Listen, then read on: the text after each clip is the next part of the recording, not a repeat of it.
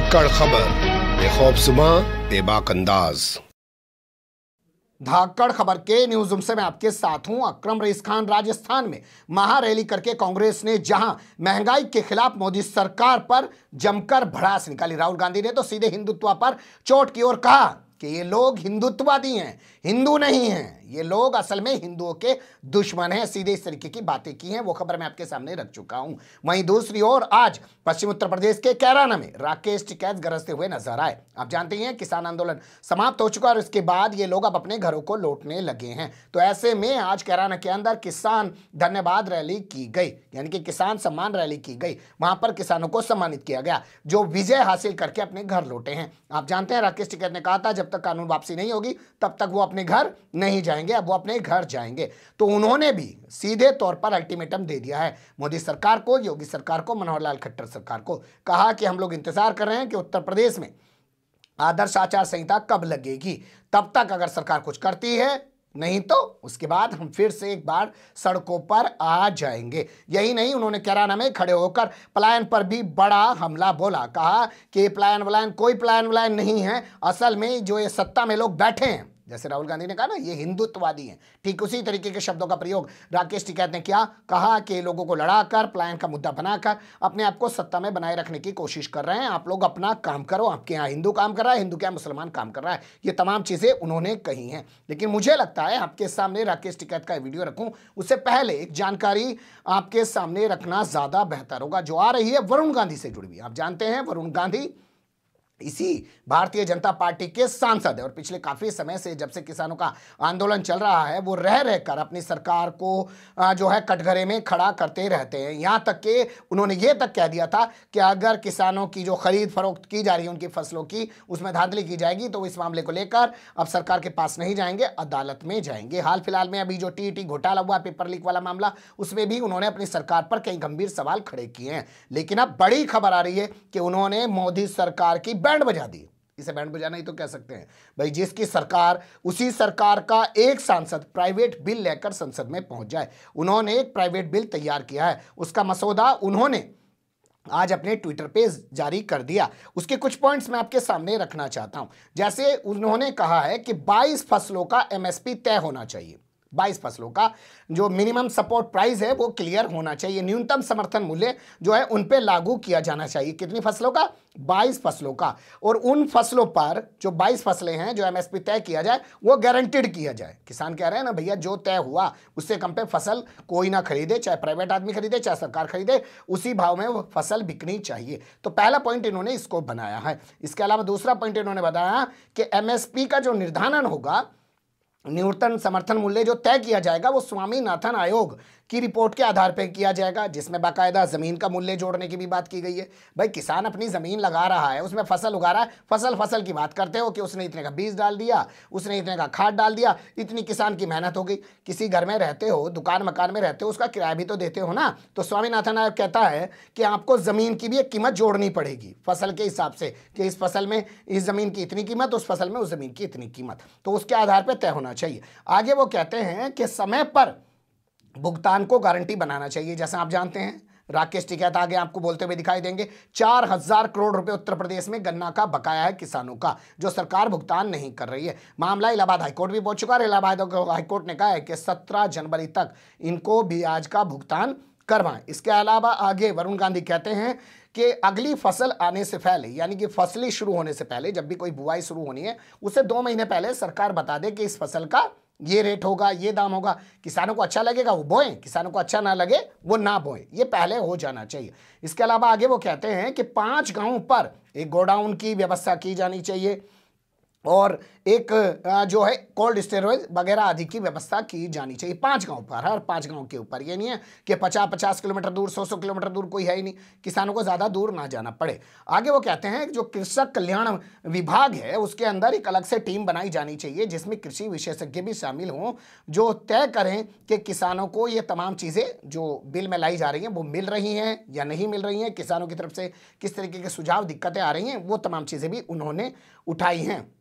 इसके अलावा आगे वो कहते हैं कि कोई भी शिकायत अगर किसानों की तरफ से आए तो उसका निपटारा 30 दिनों के भीतर किया जाना चाहिए और किसानों के पास अदालत में जाने का भी हक होना चाहिए। बहुत सारी चीज़ें और भी उन्होंने उठाई हैं, लेकिन कुल मिलाकर ये कि भाजपा का सांसद और प्राइवेट बिल ला रहा है लोकसभा में, और वो भी MSP पर, क्योंकि MSP पर कानून बनाने से मोदी सरकार पूरी तरह इनकार कर चुकी है। हालांकि उसने किसानों के साथ मिलकर एक कमेटी जरूर बनाई है जिसमें वो कह रही है कि वो MSP को जो है निर्धारित करने के लिए और MSP को पूरी तरह दिलवाने के लिए बाकायदा किसानों से बात करके कोई मसौदा तैयार करेगी। लेकिन उससे पहले ही वरुण गांधी ने मास्टर स्ट्रोक चल दिया है, जिससे लगता है मोदी सरकार चारों खाने चित हो जाएगी। ये काफी अहम खबर है। अब बात कर लेते हैं राकेश टिकैत की, तो खुद सुन लीजिए उन्हीं की जबानी। पूरे प्रदेश में बात करेंगे, गन्ने की भाव की बात करेंगे, गन्ने का भुगतान नहीं ना उसकी भी बात करेंगे, 4000 करोड़ रुपया बचा है उसकी भी बात करेंगे, सब चीजों की बात होगी। कराने में सरकारी प्लान है, जो प्लान के हैं या प्राण के हैं, प्लान के तहत प्राण हो रहा है, प्राण ये सरकारी है, इसके बहकावे में मत आना। कोई भी शुरू नहीं भेज रहा, अपने काम पर ध्यान दो, अपने रोजगार पर ध्यान दो, उस पर ध्यान दो। बहुत बड़ी संख्या में हर रोज यहां से आदान प्रदान हमारा काम निकलता है, बहुत से बच्चे वहां पे अपना काम करते हैं, उस पर ध्यान दो। इन सियासी चालों में मत पड़ो। यहां पर मेल मिलाप है सबका, और वो मेल मिलाप भी रहेगा, इसलिए कराने में आए। खेती किसानी पे, गांव पे, गरीब पे, रोजगार पे, उस पर ध्यान दो। भारत सरकार से एक समझौता जो है हमने बताया, वो समझौता भारत सरकार लागू करे।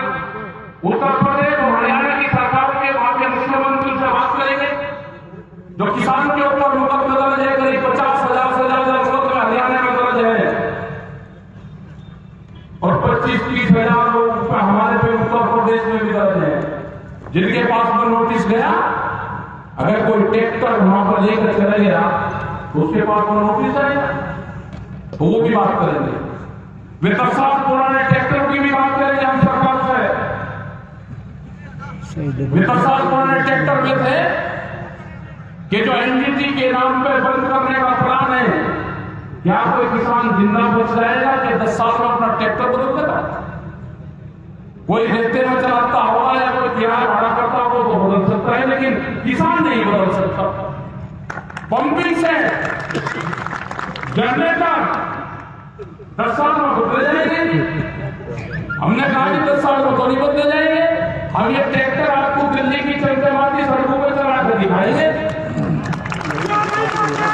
हमने 26 तारीख की परेड टीवी दिखा दो, 4 लाख ट्रैक्टर वहां पर है, आपने तो दिल्ली की सड़कों को खराब कर दिए, ट्रैक्टर चला दिए।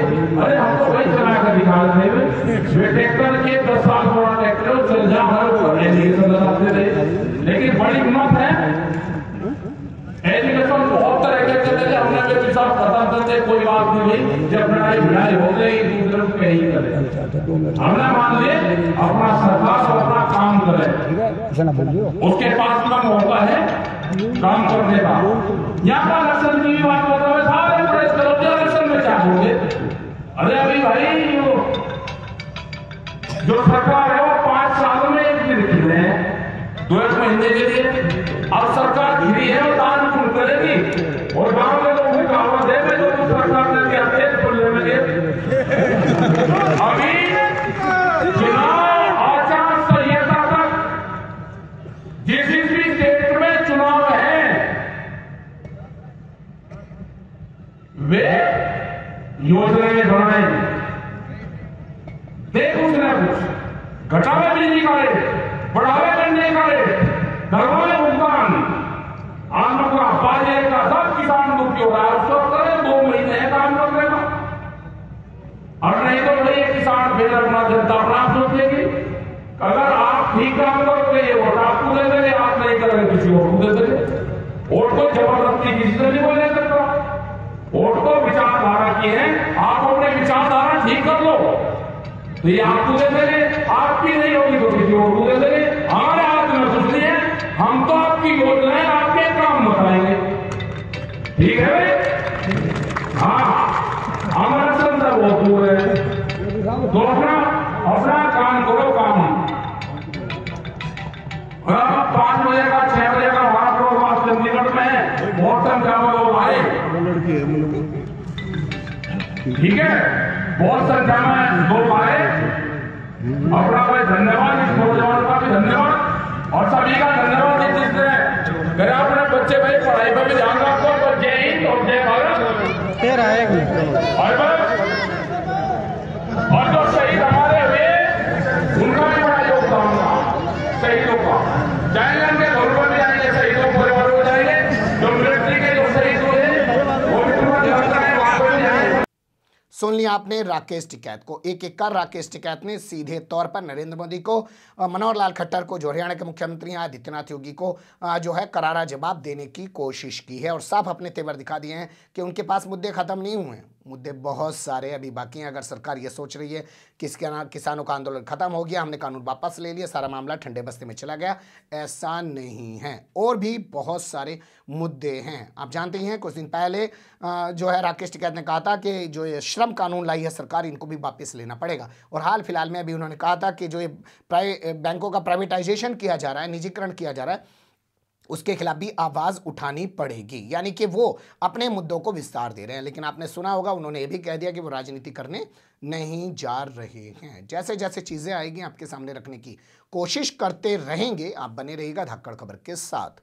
फिलहाल कमेंट्स के रूप में आप लोग अपनी राय दे सकते हैं, खबर को लाइक कर सकते हैं, चैनल को सब्सक्राइब कर सकते हैं, ज़्यादा से ज़्यादा हमारी खबरों को शेयर कर सकते हैं। फिर ऐसे ही किसी सुलगते हुए या उलझते मुद्दे लेकर मैं आपके सामने हूँगा हाजिर। फिलहाल अभी मुझे दें इजाज़त।